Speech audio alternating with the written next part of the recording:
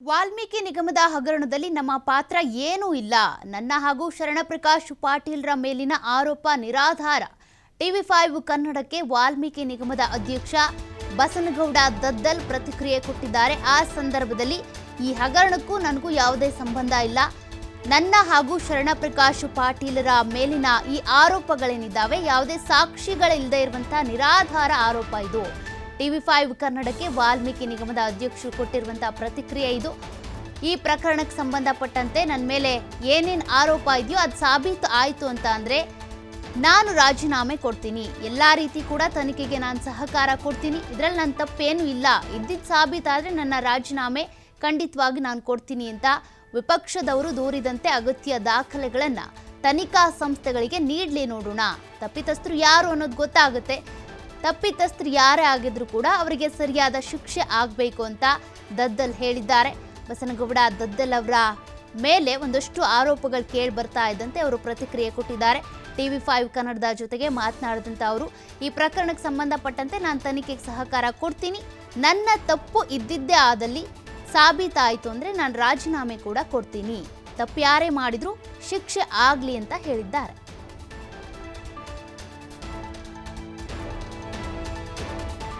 ಅಭಿವೃದ್ಧಿ ನಿಗಮದ ಅಧ್ಯಕ್ಷರಾದಂತಹ ದದ್ದಲ್ ಅವರು ಈಗ ನಮ್ಮೊಂದಿಗಿದ್ದಾರೆ. ಸರ್, ಈಗ ನೇರವಾಗಿ ತಮ್ಮ ಮೇಲೆ ಒಂದು ಆರೋಪ ಬಂದಿದೆ. ಅಕ್ರಮದ ಈ ವಿಚಾರದಲ್ಲಿ ತಾವು ಕೂಡ ಪಾಲ್ದಾರರು ಅನ್ನೋದನ್ನ ವಿಪಕ್ಷ ಬಿಜೆಪಿ ತೋರಿಸ್ತಾ ಇದೆ. ಇರಲಿ, ಸಹಜ. ಯಾಕಂದ್ರೆ ಆಳುವಂಥ ಪಕ್ಷಗಳಿಗೆ ಕೇಳುವಂಥವ್ರು ಸಹಜವಾಗಿ ಅವ್ರ ಕರ್ತವ್ಯಗಳನ್ನು ಅವ್ರು ಕೆಲಸ ಮಾಡ್ತಾ ಇದ್ದಾರೆ, ಮಾಡಲಿ. ಹಾಗಾಗಿ ಇವತ್ತು ಏನು ಸತ್ಯ, ಯಾರ ಪಾತ್ರ ಇದೆ ಯಾರ ಪಾತ್ರ ಇಲ್ಲ ಅಂತೇಳಿ SIT ಸಂಸ್ಥೆಯಲ್ಲಿ ಈಗಾಗಲೇ ತನಿಖೆಗಳು ನಡೆದಿದೆ. ಒಂದು ಕಡೆ CBIದಲ್ಲಿ ಕೂಡ FIR ಆಗಿ ಅಲ್ಲಿ ತನಿಖೆ ನಡೆದಿದೆ. ಎಲ್ಲವನ್ನ ಎರಡೂ ಸಂಸ್ಥೆಗಳಲ್ಲಿ ಹೊರಗೆ ಬರ್ತದೆ. ಅಂದ್ರೆ ಕೇವಲ ಅಧಿಕಾರಿಗಳಿಂದ ಮಾತ್ರ ಈ ಹಣ ವರ್ಗಾವಣೆ ಸಾಧ್ಯ ಇಲ್ಲ. ಇವೆಲ್ಲವೂ ನಿಗಮದ ಅಧ್ಯಕ್ಷರ ಗಮನಕ್ಕೆ ಬಂದೇ ಆಗಿರ್ತದೆ. ಅವರ ಮೂಗಿನ ನಡಿಯಲ್ಲಿ ಆಗಿರುವಂತಹ ವಿಚಾರದಲ್ಲಿ ಅವರು ಎಲ್ಲೂ ಕೂಡ ಜವಾಬ್ದಾರಿನ ತೆಗೆದುಕೊಳ್ತಿಲ್ಲ ಅನ್ನುವಂತ ಆರೋಪ ಮಾಡ್ತಿದ್ದಾರೆ. ಇದು ಯಾರು ಮುಚ್ಚಿಡಕ್ಕೆ ಸಾಧ್ಯ ಇಲ್ಲಲ್ಲ. ಯಾಕಂದ್ರೆ ಈಗ ನಾನೇನು ಹೇಳ್ತಾ ಇದ್ದೀನಿ, MCC ಕೋಡ್ ಇರುವಂಥ ಸಂದರ್ಭದಲ್ಲಿ ಒಂದು ಸುಮಾರು 3 ತಿಂಗಳಾಗಿರ್ಬೋದು, 80 ದಿನಗಳ ಈ ನೀತಿ ಸಹಿತ ಇರುವಂಥ ಸಂದರ್ಭದಲ್ಲಿ ನಾವು ಯಾರು ಕೂಡ ಆಫೀಸ್ಗಳಿಗೆ ಹೋಗಿ ರಿವ್ಯೂ ಮಾಡೋಕ್ಕಾಗಲ್ಲ. ಎಲ್ಲ ಸ್ಟೇಟ್ಮೆಂಟ್ಗಳನ್ನು ನಾವು ತರಿಸೋದಕ್ಕಾಗಲ್ಲ. ಹಾಗಾಗಿ ಇವತ್ತು ಇದರಲ್ಲಿ ನಡೆದೋದಂಥ ಘಟನೆಗಳನ್ನು ಈಗ ಆಗಿದೆ. ಹಾಗಾಗಿ ಸಹಜವಾಗಿ ವಿರೋಧ ಪಕ್ಷದ ನಾಯಕರುಗಳು ಹೇಳ್ತಾ ಇರ್ತಾರೆ. ಹಾಗಾಗಿ ಅವ್ರು ಕರ್ತವ್ಯ ಮಾಡ್ತಾ ಇರ್ತಾರೆ. ಅವರಿಗೆ ದಾಖಲೆಗಳು ಏನಾದರೂ ಇದ್ರೂ ಕೂಡ ನಮ್ಮ SIT ಸಂಸ್ಥೆಗಳಿಗೆ ಕೊಡಲಿ, ಮತ್ತು CBIದವರು ಅವರು FIR ಮಾಡಿದ್ದಾರೆ ಅವರಿಗೂ ಕೊಡಲಿ. ಯಾಕಂದರೆ ಎರಡೂ ಸಂಸ್ಥೆಗಳು ದಕ್ಷ ಅಧಿಕಾರಿಗಳಿದ್ದಾರೆ. ಅವ್ರು ಯಾರು ಕೂಡ ಮುಚ್ಚಿಡಕ್ಕೆ ಸಾಧ್ಯ ಇಲ್ಲ. ಮತ್ತು ನಾವೆಲ್ಲ ಸಂವಿಧಾನ ಅಡಿಯಲ್ಲಿ ಗೆದ್ದಂಥವ್ರು, ಮತ್ತು ಪರಿಶಿಷ್ಟ ಪಂಗಡ ST ರಿಸರ್ವ್ ಕಾನ್ಸ್ಟಿಟ್ಯೂಷನಲ್ಲಿ ಗೆದ್ದಿರುವಂಥ ನಾವು ವ್ಯಕ್ತಿಗಳು.